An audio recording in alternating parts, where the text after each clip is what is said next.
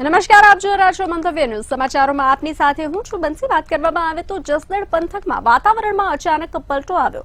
વાદળછાયું વાતાવરણ જોવા મળતા ખેડૂતોમાં ચિંતાની લાગણી ફેલાઈ ગઈ। ખેતરમાં તૈયાર પાકને નુકસાન થવાની ભીતિ સેવાતા ખેડૂતોની ચિંતામાં વધારો થયો।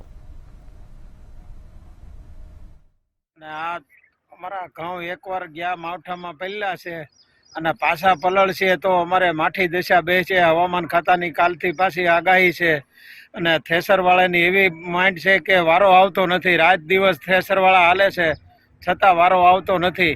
ખેડૂતોને હજી 25% જેવા ઘઉં લેવાના છે, બાકી લગભગ 60% 70% જેવું બાકી છે ગામમાં ઘઉં લેવાના બધાને।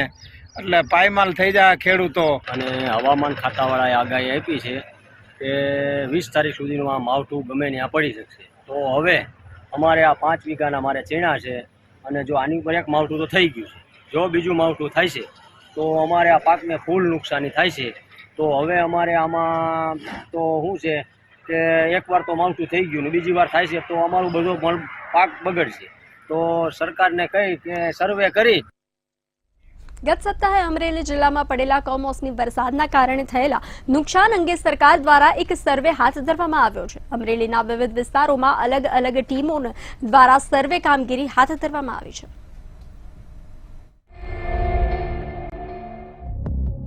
સરકાર દ્વારા સર્વે હાથ ધરવામાં આવ્યો। પાકમાં થયેલા નુકસાન અંગે સર્વેની કામગીરી હાથ ધરવામાં આવી। વિવિધ વિસ્તારોમાં અલગ અલગ ટીમો।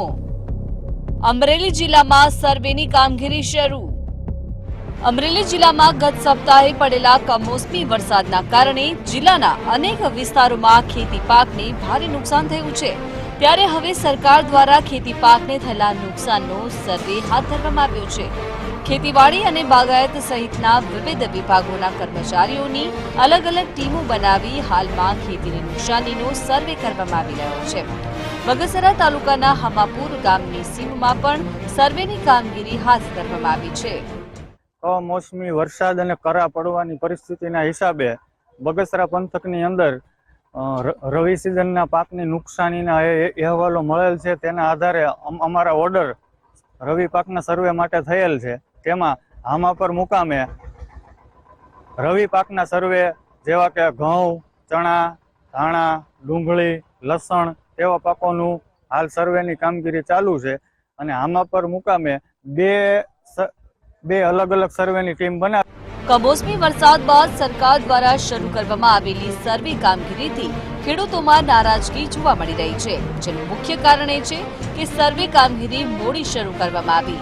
કમોસમી વરસાદ બાદ ખેડૂતોએ પોતાના ખેતરમાં બરબાદ થઈ ગયેલ બગડી ગયેલ જણસ ખેતરમાંથી હટાવી દીધી છે। હવે જે જણસ ખેતરમાં નથી તેનું સર્વે કરવામાં આવતું નથી। આવા સંજોગોમાં ખેડૂતોમાં નારાજગી પણ જોવા મળી રહી છે। વરસાદ અંધારો પડી ગયો, કરા ખરી ગયા। હવે અમારે ઓપનર હાલી ગયું છે અને આનો અમારે ઉકેલ લેવો આમાં બરાબર છે ને ભાઈ, કે ખેડૂતને બરબાદી જ ગણાયા। હવે કઈ રીતે પુરાવો અમારે આપવો? સર્વે તો ચાલે છે બરાબર, પણ કઈ રીતે પુરાવો આમાં અમારે હાલી ગયું એનું શું સમજવું કે અમારે પાકી નિષ્ફળ જ છે। સરકારને એવું કહેવા માંગુ છું કે અત્યારે જે ખેડૂતોને કમોસમી વરસાદનું એટલું બધું મોટું નુકસાન થયેલું છે કે ટોટલ લોસ થાય એવું છે અને ખેત પેદાશ બધી વેડફાઈ ગઈ છે। કારણ કે બરફ કરાય એટલા પડ્યા અને પવન સાથે હોનાર જ ગણીએ તો ગણાય એવું હતું અને આખા વિસ્તારમાં સમગ્ર વિસ્તારમાં બધે થયેલું છે। તો એ લોકોએ સર્વેની કામગીરી શરૂ કરેલી। હાલમાં સરકાર દ્વારા જે નુકસાન સર્વે હાથ ધરવામાં આવ્યો છે તે એવા સમયે છે કે ખેડૂતોએ પોતાની ખરાબ થયેલી ખેત જણસ ખેતરમાંથી હટાવી દીધી છે, જેનું એક કારણ એ પણ છે કે આગામી 2-3 દિવસમાં ફરી માવઠું થવાની શક્યતા વ્યક્ત કરવામાં આવી હતી। આવા સંજોગોમાં ખેડૂતોની ફરિયાદ સરકાર સાંભળીને સર્વે કામગીરીના નિયમોમાં ફેરફાર કરવામાં આવે તેવી માંગ ઉઠવા પામી છે। પરેશ પરમાર, મંતવ્ય ન્યૂઝ, અમરેલી। ગુજરાત વિધાનસભામાં સરકાર દ્વારા ગુજરાતમાં પકડાયેલ ડ્રગ્સ અંગેની આંકડાકીય માહિતી આપવામાં આવી હતી, જેને લઈ કોંગ્રેસ દ્વારા સરકાર પર પ્રહારો કરવામાં આવ્યા હતા કે ભાજપના રાજમાં ગુજરાતનું યુવાધન નશાના રવાડે ચડી રહ્યું છે. ગુજરાતમાં એક વર્ષમાં 3,687 કરોડનું ડ્રગ્સ ઝડપવામાં આવ્યું છે, છતાં ગુજરાતની સરકાર કાયદો અને વ્યવસ્થાની ચિંતા નથી કરતું.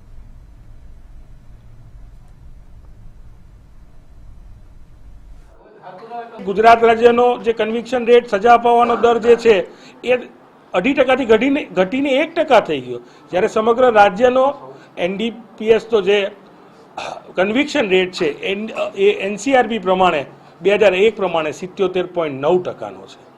સરકાર ચિંતા કરે કે આ વર્ષે 3,687 કરોડનું ડ્રગ્સ ગુજરાતમાંથી પકડાયું છે, ત્યારે આવનારી પેઢીની ચિંતા થાય. અંબાજી મંદિરમાં મોહનથાળના પ્રસાદના વિવાદમાં હવે કોંગ્રેસ પણ મેદાને આવ્યો છે. અમદાવાદના માધુપુરામાં આવેલા અંબાજી મંદિર ખાતે કોંગ્રેસ દ્વારા વિરોધ પ્રદર્શન કરવામાં આવ્યું. વિપક્ષ નેતા અમિત ચાવડા દ્વારા પણ વિરોધ કરવામાં આવ્યો. મોહનથાળનો પ્રસાદ ધરાવી માતાજીની ધૂન બોલાવી વિરોધ નોંધાવ્યો હતો. જગદીશભાઈ, પ્રસિદ્ધ મંદિર અંબાજીમાં મોહનથાળનો પ્રસાદ બંધ કરાયો છે. પ્રત્યેક આજે તમે અમદાવાદમાં પ્રસાદ કર્યો છે, અંબાજીમાં ક્યારે જગદીશ ઠાકોર પ્રસાદ ધરવા જશે? આજે અમે માધુપુરા અંબાજી માતાના મંદિર મોહનથાળનો પ્રસાદ માં અંબાને ધરાવી અને પ્રસાદની વહેંચણી કરી. પ્રોગ્રામ ચાલુ થયા છે. ગુજરાત વિધાનસભા ધારાસભ્યશ્રીઓએ આ પાર્ટી તમામ વર્ગોમાં તમામ સમાજોમાં ટેસ્ટ કરે છે કે અમારો જે એજન્ડા છે એ એજન્ડા મૂકીએ તો જો વિરોધ થાય તો થોડાક. રાજકોટમાં ઓબીસી મહાસભાની બેઠક યોજાઈ હતી. રાજ્યભરમાંથી 146 જ્ઞાતિના પ્રતિનિધિઓની ઉપસ્થિતિમાં હકની લડાઈ માટે ચર્ચા કરવામાં આવી હતી. સમાજના મતથી ચૂંટાયેલા સભ્યો સમાજની માંગને બુલંદ બનાવે તેવો નિર્ણય કરવામાં આવ્યો. ઓબીસી સમાજની વસ્તી ગણતરી કરવામાં આવે એ પણ માંગ કરવામાં આવી. ઓબીસી સમાજ માટેનું જે આ સંગઠન છે અખિલ ભારતીય ઓબીસી મહાસભા, એના દ્વારા જ્યારે જ્યારે જરૂર પડી ઓબીસીના હકો માટે લડવાની, ત્યારે ભૂતકાળના આગેવાનો જયંતભાઈ મનાણી, અમારા અધ્યક્ષ વિપુલભાઈ નાદુરસ્ત તબિયતને લીધે આવી શકતા નથી, વિપુલભાઈ જાદવ, અને અહીંયા ઉપસ્થિત તમામ તનસુખભાઈ, મનીષભાઈ, કાનભાઈ, માલદેભાઈ અને બધા આગેવાનો અહીંયા ગુજરાતના ઉપસ્થિત રહેવાના છે. સુરતના લિંબાયત વિસ્તારમાં ભાજપ ગુજરાત પ્રદેશ અધ્યક્ષ CR પાટીલનો જન્મદિવસ ઉજવવામાં આવ્યો હતો. CR પાટીલનો જન્મદિવસ 16 માર્ચે આવે છે, પરંતુ લિંબાયતમાં અગાઉ ઉજવણી કરવામાં આવી હતી. લિંબાયત વિધાનસભાના લોકો માટે સર્વરોગ નિદાન કેમ્પનું આયોજન કરવામાં આવ્યું હતું.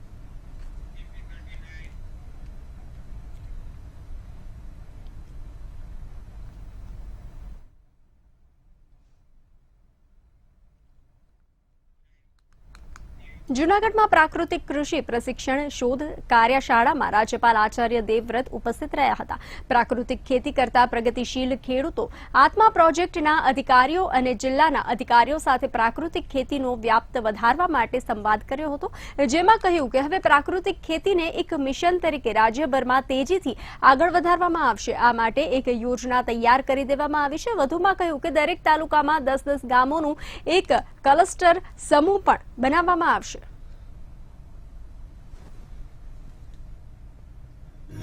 गुजरात प्रदेश में पिछले 4 वर्षों से लगातार प्राकृतिक खेती का अभियान चल रहा है, जिसमें इस समय माननीय मुख्यमंत्री जी, कृषि मंत्री जी और सरकार के सहयोग से हम 4.25 लाख किसानों को प्राकृतिक खेती से जोड़ चुके हैं. अब ये मिशन जन आंदोलन कैसे बने, इसके लिए हमने एक नया निर्णय लिया है कि पूरे प्रदेश में 10-10 गांव के क्लस्टर बनाए जाएंगे, 10-10 गांव के समूह होंगे. ઇન્સ્પેક્ટર જનરલ બીએસએફે ભુજની મુલાકાત લીધી. Ravi Gandhi inspector general BSF Gujarat ફ્રન્ટિયરે ભુજ સેક્ટરના આગળના વિસ્તારની મુલાકાત લીધી હતી. ભુજ સેક્ટરના 3 દિવસીય પ્રવાસ દરમિયાન વર્તમાન સુરક્ષા પરિદૃશ્યની સમીક્ષા કરી હતી. આ ક્ષેત્રમાં બીએસએફ દ્વારા અપનાવવામાં આવેલા ઓપરેશન અને વહીવટી પગલાંની પણ સમીક્ષા કરી હતી.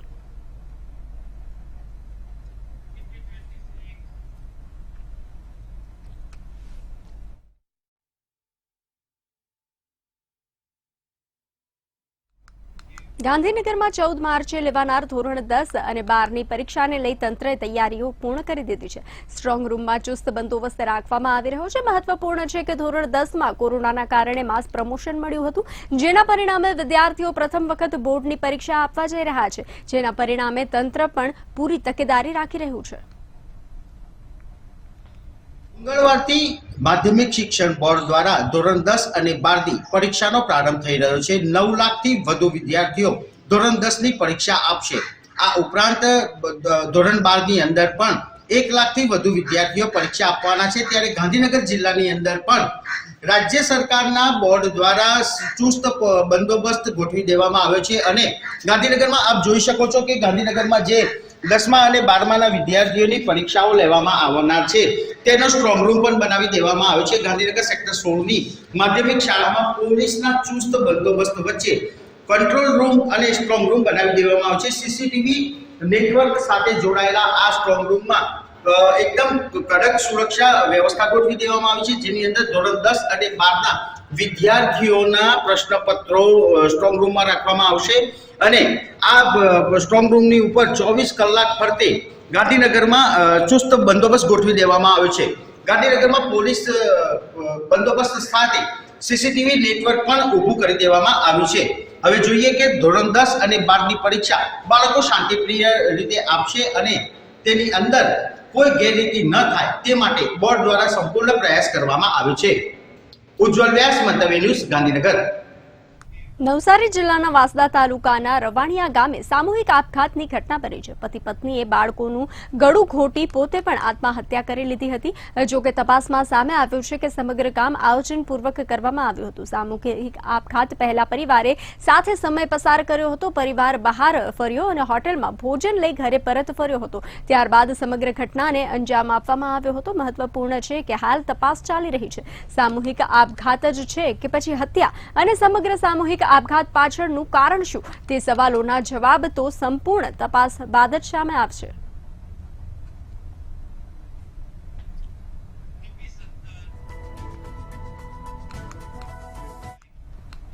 રાજ્યમાં ફરી દરિયાકાંઠા વિસ્તારમાં ગેરકાયદેસર બાંધકામ સામે બુલડોઝરથી કાર્યવાહી શરૂ કરવામાં આવી છે. દેવભૂમિ દ્વારકા જિલ્લામાં વધુ એક વખત દબાણ હટાવ ઝુંબેશ શરૂ થઈ છે. ચુસ્ત પોલીસ બંદોબસ્ત હેઠળ જિલ્લા તંત્ર દ્વારા હર્ષદ ગામે આવેલા દરિયાઈ વિસ્તારોમાં બુલડોઝર ચલાવાઈ રહ્યું છે.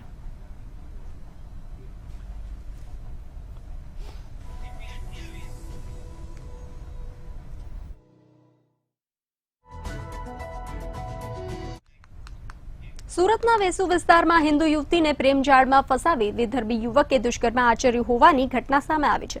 મૂળ રાજસ્થાનના વિધર્મી યુવકે પોતાનું હિન્દુ નામ રાખીને 24 વર્ષની હિન્દુ યુવતીને પ્રેમજાળમાં ફસાવી દુષ્કર્મ આચર્યું, જે બાદમાં યુવતીને વિધર્મી યુવકની અસલ ઓળખ થઈ અને જાણ થતાં યુવતીએ વેસુ પોલીસ સ્ટેશનમાં ફરિયાદ નોંધાવી હતી, જેને લઈ વેસુ પોલીસે વિધર્મી યુવકની ધરપકડ કરી વધુ તપાસ હાથ ધરી છે. એક ભોગ બનનાર ફરિયાદ આપેલ કે વાસુ ગ્વાલડિયા ઉર્ફે વસીમ અકરમ વાહિદ ઉંમર વર્ષ 27 રહે ઉધના નાઓએ પોતાની સાથે બળજબરીથી સંબંધ બાંધેલો હોય જેની ફરિયાદ દાખલ કરવામાં આવેલ. આગળની તપાસમાં આરોપીની ધરપકડ કરવામાં આવેલ છે. હાલમાં આરોપી કોર્ટ કસ્ટડીમાં મોકલી આપેલ છે. જૂનાગઢના સરગવાડામાં જમીન પચાવી લેવાને ઈરાદે માથાભારે શખ્સો દ્વારા ફાયરિંગ કરી અને ખેડૂતને માર મારવાની ઘટના સામે આવી છે. ખેડૂતે શંભુભાઈ ચોવટિયા પોતાની જમીનમાં ખેતી કરતા હતા. ત્યારબાદ બે માથાભારે શખ્સો મોટરસાયકલ ઉપર આવીને શંભુભાઈને ધમકાવીને પૈસાની માંગણી કરીને માર માર્યો હતો. સાથે દેશી તમંચાથી હવામાં ફાયરિંગ કર્યું હતું અને ફાયરિંગ થતા શંભુભાઈ ત્યાંથી ભાગી ગયા હતા. તેમને ગંભીર ઈજા થતા તેમને સિવિલ હોસ્પિટલમાં સારવાર અર્થે ખસેડવામાં આવ્યા હતા. સમગ્ર મામલાને લઈને પોલીસ ફરિયાદ નોંધવામાં આવી હતી. પોલીસ ફરિયાદના આધારો આગળની કાર્યવાહી હાથ ધરાશે.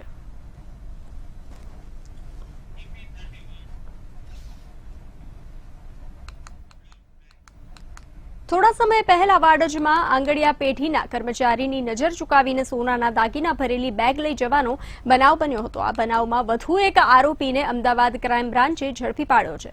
જોકે આરોપીની પૂછપરછમાં મહેસાણા અને અમદાવાદનો અન્ય એક ગુનાનો ભેદ પણ ઉકેલાયો છે.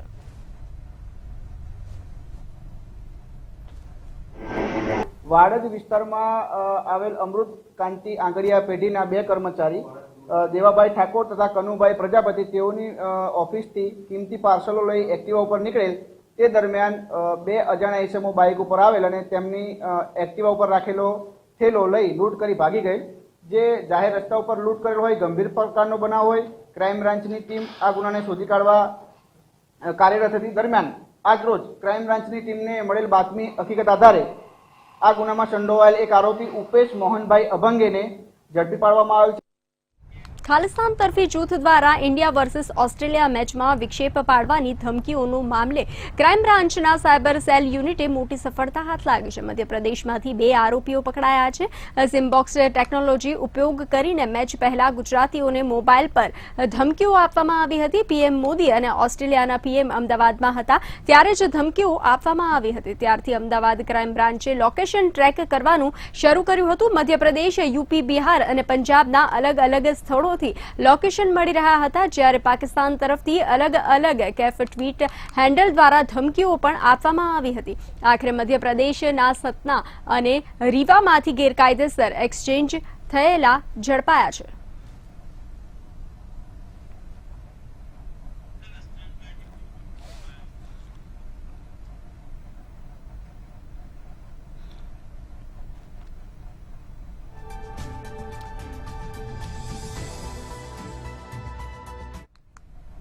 સુરત શહેરની મધ્યમાંથી પસાર થતી ખાડીને લઈને ફરી લોકો રોષે ભરાયા હતા.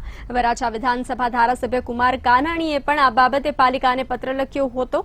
છતાં કોઈ નિરાકરણ નહીં આવતા સ્થાનિકો લોકો મીટિંગ યોજી 7 દિવસમાં ખાડી પ્રશ્નનો હલ કરવાની માંગ કરી હતી. જો 7 દિવસમાં પ્રશ્નનું નિરાકરણ નહીં આવે તો લોકોએ આંદોલનની ચીમકી ઉચ્ચારી હતી.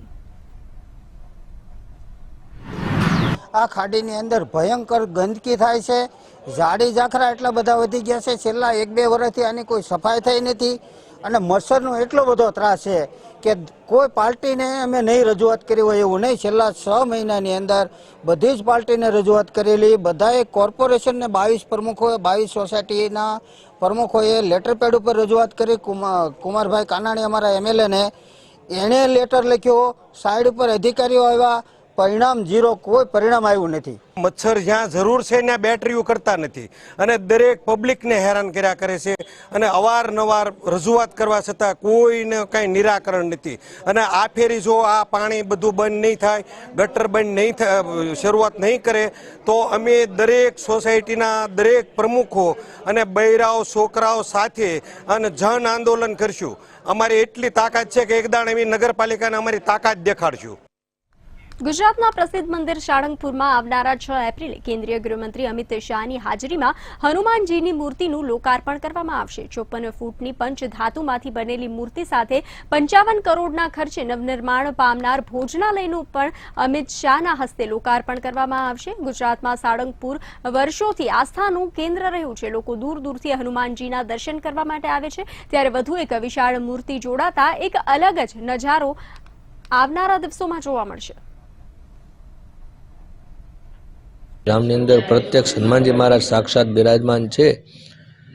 એ ત્યાં 54 ફૂટના નવા પંચધાતુના હનુમાનજી મહારાજ એમની સ્થાપના કરવામાં આવી છે. ત્યારે એમની વિશેષ પૂજા અર્ચના અને પ્રતિષ્ઠાનો કાર્યક્રમ થશે. એમના પૂર્વ સંધ્યાએ ત્યાં આગળ લોક ડાયરો તેમજ સાંસ્કૃતિક કાર્યક્રમો થશે અને આખા ગુજરાતની અંદર સૌથી મોટામાં મોટું અન્નક્ષેત્ર ભોજનાલય જે બન્યું છે તેમનું પણ લોકાર્પણ થવાનું છે. ત્યારે આ પ્રસંગે અમરેલી જિલ્લાનું છેવાડાના તાલુકામાં સાવજોના આટાફેરા અને ધામાઓથી ખેડૂતોમાં ફફડાટ જોવા મળી રહ્યો છે. મોરવાડા ગામમાં એકાદ મહિનામાંથી 6 થી 8-9 કે જેટલા સિંહોનું ટોળું જોવા મળી રહ્યું છે અને ગામના ખેડૂતોના માલઢોરના મારણ કરી રહ્યા છે. ખેડૂતોમાં પણ સિંહ જોવા મળતા ખેડૂતો ખેતી કરવા નથી જઈ શકતા, ત્યારે ખેડૂતો દ્વારા વન અધિકારીઓ અને ધારાસભ્યોને રજૂઆત કરાઈ છે. આ સાવજના ટોળાને પકડવા માટે તૈયારીઓ કરવામાં આવી છે. વાડીએ માલઢોર રાખતા હોય આપણે, એના કારણે વાડીએ માલઢોર રાખી તો માલઢોરને ઘરે લઈ જવામાં હાકડ થાય છે. બરોબર, આ વન્ય પ્રાણી અમે કોઈ દિવસ જોયા નતા. હવે અહીંયા માલઢોરમાં ફફડાટ છે. બરોબર, હવે અમે અહીંથી એને માલઢોરને ઘરે લઈ જાય તો ઘરે હાકડ છે, એનો કોઈ ઉકેલ છે નહીં. પછી રાતે વાડીએ કોઈ મજૂર પાણી વાળવા રાજી નથી. પહેલી વાત તો દિવસ પાડીની લાઈટ જો અમને કરી દે તો અમે એ રજૂઆત કરેલી છે કૌશિકભાઈ વેકરિયા અને આપણા એના ધારાસભ્ય છે એને મત વિસ્તારના. બરોબર, પછી આ જે વન્ય પ્રાણી છે, બરોબર, એને આપણે કોઈ દી સકરબાગ સિવાય કે જોયેલા નથી. 9 સિંહ અમારે અહીંયા રખડે છે અને બાવળની ફરતી કાંટું છે અને ફરતી નદીઓ છે. રાતે મજૂર પાણી વાળતા હોય, રાતને 12 વાગે અમને ફોન કરે કે અહીંયા સિંહ આવ્યા છે, તો અમે ગાડી લઈને રાતે નીંદરમાં આવીને રસ્તામાં અમને સિંહ ભેગા થઈ જાય. તો આ પ્રશ્ન કોઈ હલ કરતું નથી.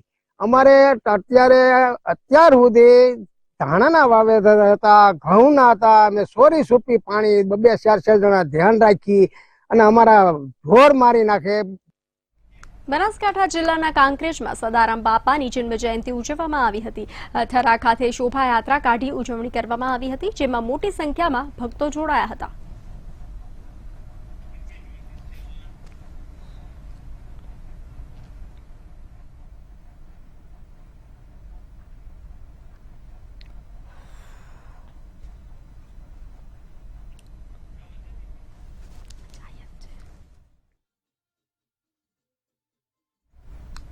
જસદણના વેલકમ ચેરિટેબલ ટ્રસ્ટ દ્વારા 2 એમ્બ્યુલન્સનું સેવાઓનું શરૂ કરવામાં આવી હતી. એમ્બ્યુલન્સના લોકાર્પણ કાર્યક્રમમાં ગુજરાત રાજ્યના કેબિનેટ મંત્રી કુંવરજી બાવળિયા તેમજ ગોંડલના પૂર્વ ધારાસભ્ય જયરાજસિંહ જાડેજા, જસદણ દરબાર સત્યજીત કુમાર ખાચર સાહેબ ઉપસ્થિત રહ્યા હતા. વેલકમ ચેરિટેબલ ટ્રસ્ટ છેલ્લા 10 વર્ષથી આરોગ્ય અને શૈક્ષણિક હેતુથી જરૂરિયાતમંદોને મદદરૂપ થાય છે.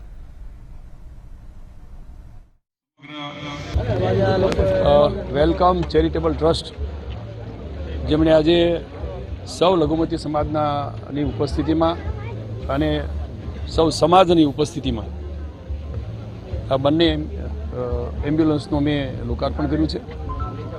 વેલકમ ચેરિટેબલ ટ્રસ્ટ સાથે જોડાયેલા સૌ ટ્રસ્ટીઓ અને એમના પ્રમુખ અને લઘુમતી સમાજના સૌ આગેવાનોને પણ હું ખૂબ શુભેચ્છા પાઠવું છું. વેલકમ ચેરિટેબલ ટ્રસ્ટના જે મિત્રોએ આજની આ સેવાકીય કામગીરી કરી છે, 2 એમ્બ્યુલન્સ ગામને લોકાર્પણ કરી છે. હું આ ટ્રસ્ટને અને આ બધા મિત્રોને, યુવા મિત્રોને ખૂબ ખૂબ અભિનંદન પાઠવું છું કે ગામની જે રીતે વ્યવસ્થા છે, છેવાડાનું આમ તો કહી શકાય વિછિયાને જોડતો આ તાલુકો છે, તો ખૂબ જ મોટી સેવાનું કાર્ય આ મિત્રોએ કર્યું છે. એમને હું હૃદયપૂર્વકની શુભેચ્છા પાઠવું છું અને એની કામગીરીને બિરદાવું છું. નવસારી જિલ્લાના બિલીમોરા ખાતેના બ્લાઇન્ડ યુવકે સંગીતમાં કઠોર પરિશ્રમ કરી રાજ્યમાં પ્રથમ ક્રમ પ્રાપ્ત કર્યો છે. બાળપણથી જ સંગીતમાં રૂચિ હોવાથી એક જ લક્ષ્ય સાથે યુવક આગળ વધ્યો હતો, જેના પરિણામે અમરેલી ખાતે યોજાયેલ ખેલ મહાકુંભમાં ભાગ લઈ પ્રથમ નંબર પ્રાપ્ત કર્યો છે. તેના પરથી એક વાત ફરી સિદ્ધ થાય છે કે જો મહેનત કરવામાં કંઈ કસર ન હોય તો સફળતા જરૂર મળે છે.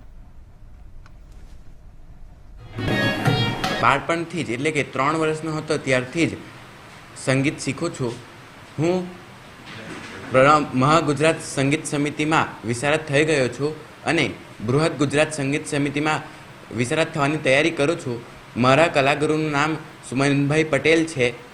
હું રાજ્ય કક્ષાએ કલા મહાકુંભમાં પ્રથમ ક્રમે આવ્યો, તેનો સૌથી મોટો શ્રેય મારા કલાગુરુને જાય છે. નાનપણથી જ એના ગુરુજી પાસે શાસ્ત્રીય સંગીત, હાર્મોનિયમ અને તબલા વાદન શીખે છે. MNR ટાટા હાઈસ્કૂલે અમને ખૂબ જ સપોર્ટ કરી. એને નાનપણથી જ દિવ્યાંગ હોવા છતાં નોર્મલી સ્કૂલમાં એ આજે અભ્યાસ કરે છે અને ખૂબ જ સપોર્ટ કરે છે.